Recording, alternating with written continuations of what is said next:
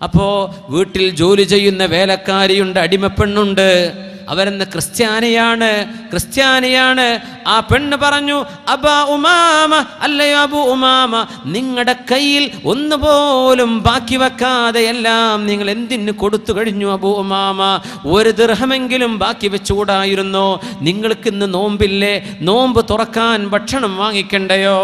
ഉമാമ പറഞ്ഞു, അല്ലാഹു ഖൈർ, അല്ലാഹു അക്തറു, അല്ലാഹു തരുമല്ലോ. ഈ പെണ്ണ് പറയുന്നുണ്ട്, സംഭവം ഉദ്ധരിക്കുന്നത് അബ്ദുറഹ്മാൻ ഇബ്നു യസീദ് ഇബ്നു ജാബിർ റളിയല്ലാഹു തആല അൻഹു ആണ്. ആ പെണ്ണ് ഉദ്ധരിക്കുന്ന സംഭവം, അന്ന് മഗ്രിബ് നിസ്കാരമായപ്പോൾ നോമ്പ് തുറക്കാനുള്ള ഭക്ഷണം ഞാൻ എങ്ങനെയൊക്കെയോ ശരിയാക്കി.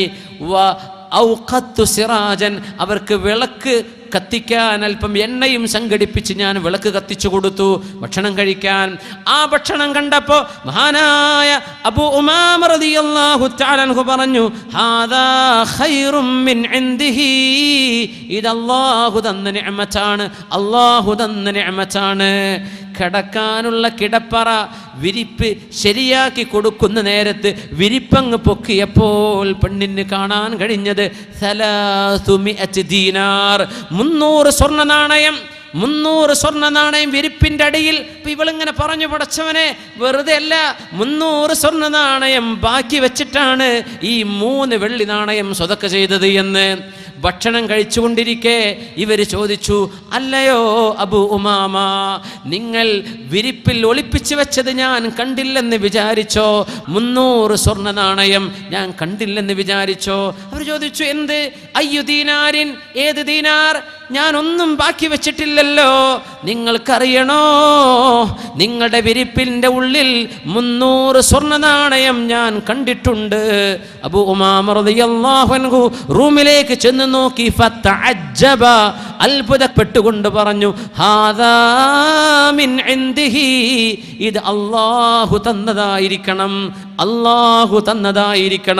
ഇത് കണ്ടപ്പോഴാണ് ക്രിസ്ത്യാനിയായിരുന്ന ഈ പെണ്ണ് പറഞ്ഞത്, ഫഖതഅതു സിന്നാരി, എൻ്റെ കഴുത്തിൽ കിടക്കുന്ന കുരിശിൻ്റെ മാല ഞാൻ പൊട്ടിച്ചെറിഞ്ഞു. ആ മാല ഞാൻ പൊട്ടിച്ചെറിഞ്ഞുകൊണ്ട് പറഞ്ഞു, അഷ്ഹദു അല്ലാ ഇലാഹ ഇല്ലല്ലാഹ് വ അഷ്ഹദു അന്ന മുഹമ്മദർ റസൂലുള്ളാഹ്. അല്ലാഹുവേ, നീ സത്യമാണ്. അല്ലാഹുവേ, നീ എൻ്റെ മഅബൂദാണ്. നിന്റെ നബി മുഹമ്മദ് റസൂലുള്ളാഹി തങ്ങൾ സത്യസന്ധരായ നബിയാണ്. അവരാണല്ലോ പഠിപ്പിച്ചത്, മാ നഖസ സദഖതു അഹദികും മിമ്മാലികും ശൈആ, നിങ്ങൾ ചെയ്യുന്ന ദാനം കൊണ്ട് ഒരിക്കൽ പോലും അല്ലാഹു നിങ്ങൾക്ക് കുറവ് വരുത്തുകയില്ലെന്ന് പഠിപ്പിച്ച നബി മുഹമ്മദുർ റസൂലുള്ളാഹ്. അല്ലാഹുവേ, നിന്റെ റസൂലാണെന്ന് ഞാൻ സാക്ഷ്യം വഹിക്കുന്നു. അങ്ങനെ മുസ്ലിമത്തായ മൗലാത്ത് മഹാനായ അബൂ ഉമാമ റളിയല്ലാഹു അൻഹുവിന്റെ വീട്ടിൽ ജോലി ചെയ്യാൻ വന്ന് തൻ്റെ യജമാനൻ, തൻ്റെ ഉടമസ്ഥൻ ചെയ്ത സ്വതക്കക്ക് പകരം അല്ലാഹു കൊടുത്ത പ്രതിഫലം കണ്ട് കലിമ ചൊല്ലി മുസ്ലിമായ പെണ്ണിന്റെ ചരിത്രം മഹാനായ ഇബ്നു ജാബിർ തങ്ങൾ പറയുന്നു. ഈ പെണ്ണ് മുസ്ലിമായി പിന്നെ ഹിംസിലെ, ഇന്നത്തെ സിറിയയിലെ ഹിംസിന്റെ ഭാഗത്തുള്ള പള്ളിയിൽ റഅയ്തുഹാ, ഞാൻ കണ്ടിട്ടുണ്ട് ഈ പെണ്ണ്. ആ ഹിംസിന്റെ പള്ളിയുടെ ഓരത്ത് എത്രയോ മുസ്ലിം പെണ്ണുങ്ങൾക്ക് ഖുർആൻ പഠിപ്പിച്ചു കൊടുക്കുകയും വൽ ഫിഖ് പഠിപ്പിച്ചു കൊടുക്കുകയും വസ്സുനന വൽ ഫറായിദ്, സുന്നത്തുകളും ഫർളുകളും പെണ്ണുങ്ങൾക്ക് പഠിപ്പിച്ചു കൊടുക്കുന്ന അധ്യാപികയായി ഈ മുസ്ലിമത്തായ പെണ്ണ് മാറിയത് ഞാൻ കണ്ടിട്ടുണ്ടെന്ന് മഹാനായ യസീദ് ഇബ്നു ജാബിർ റളിയല്ലാഹു തആല അൻഹു ഉദ്ധരിക്കുന്നു. പരിശുദ്ധ ഖുർആനിൽ അല്ലാഹു വാഗ്ദത്തം ചെയ്യുന്നുണ്ട്, ചിലർക്ക് അല്ലാഹു ഇവിടെ കൊടുക്കും, ചിലർക്ക് പരലോകത്ത് കൊടുക്കും, ചിലർക്ക് അല്ലാഹു തആല ഏറ്റി കൊടുക്കും, ചിലർക്ക് അല്ലാഹു പരീക്ഷണമായി അല്ലാഹു ചിലത് കൊണ്ടുപോകും. പക്ഷേ സ്വതക്ക കൊണ്ടാർക്കും നഷ്ടം സംഭവിച്ചിട്ടില്ലെന്ന് പരിശുദ്ധ റസൂലുള്ളാഹ്.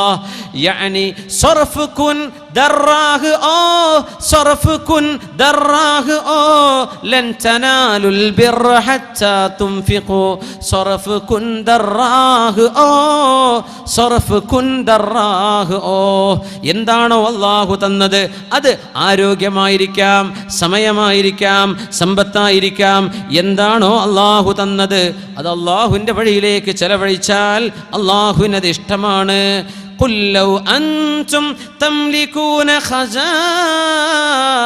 ഖസാഇന റഹ്മത റബ്ബി ഖുൽ ലൗ അൻതും തംലികൂന ഖസാഇന റഹ്മതി റബ്ബി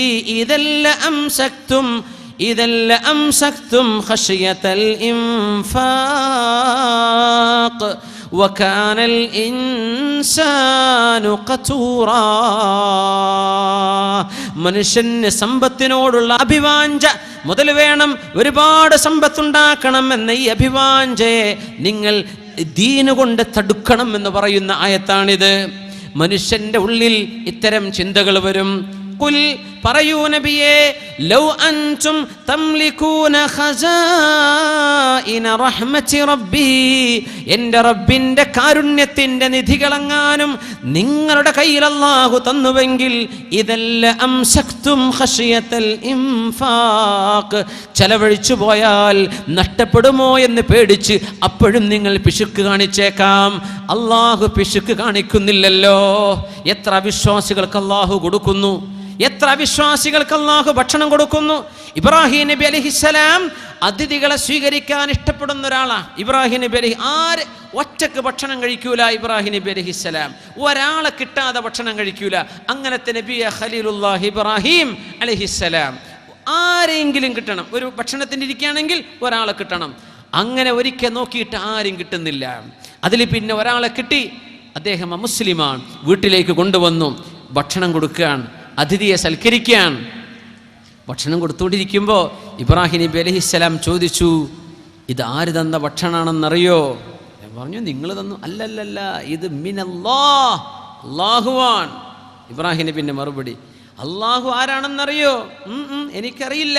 റബ്ബി വ റബ്ബുക്, എന്റെയും നിന്റെയും റബ്ബാൻ. ആള് പറഞ്ഞു, നിങ്ങളുടെ റബ്ബ് എന്ന് പറഞ്ഞോളൂ, എൻ്റെ റബ്ബല്ല.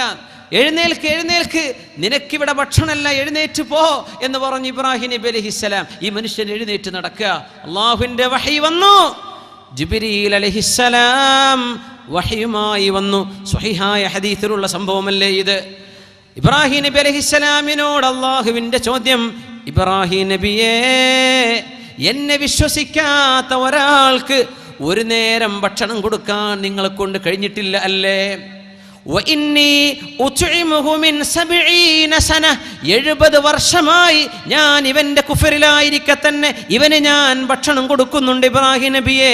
അങ്ങനത്തെ മനുഷ്യന് ഒരു നേരം ഭക്ഷണം കൊടുക്കാൻ നിങ്ങൾക്ക് സാധിച്ചില്ലേ എന്ന് ചോദിച്ചു. അല്ലാഹു തആല ആതബഹു റബ്ബുഹു, അല്ലാഹുവിന്റെ ആക്ഷേപം വന്നു.